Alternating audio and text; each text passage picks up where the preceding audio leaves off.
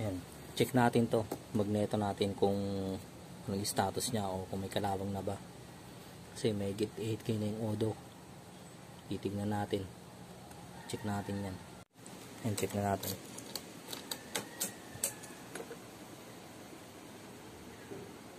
A3 odo. Ayan. Babaklasin natin to. Ngayon ito lang yan. Itong bolt na to. Tapos itong bolt. Tapos yung dalawang screwdriver. Yan lang. Bali, 4 lang siya. Tapos ito. Ito, tatanggalin din natin to. Yan. Pupush natin pataas. Let's go.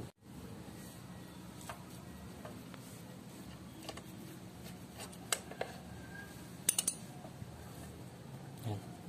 Check natin to. Tapos ito, dalawa. Yan na, tanggalin natin. Check natin.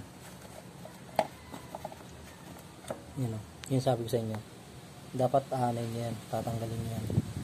Yan, tanggalin natin. Yan. Yan po. 8K odo. Yan, medyo madumi na rin yung loob. Kung nakikita nyo. Yan. Yan. May kalakalawang na siya. Pero hindi pa gaano. Ano. Yan o. Nakikita nyo yan o. Yan. Diba? Yan, may nag-save ng kalawang na. Pero dito, alikabok lang. Ayan, subukan natin linisan. 8K odo, medyo may kalawang na ng konti. Yan sa gilid. Yan, makikita nyo. Yan o, tingnan natin ha. Yan, A3. Ayan, sana nakatulong kung paano magbaklas ng beep. Kung paano yung binaklas, gano'n din ang pagkabit. Kabaliktaran nga lang. Yan, medyo madumi-dumi, no?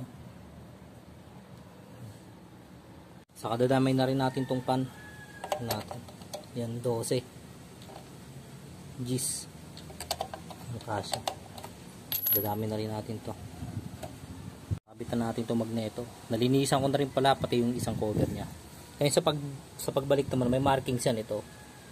It means makikita nyo itong mga butas na to.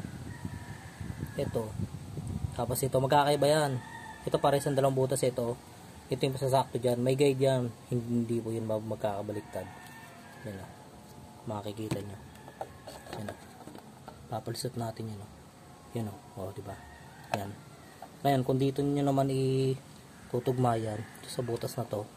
Hindi siya papasok. Yan o. Ayaw niya.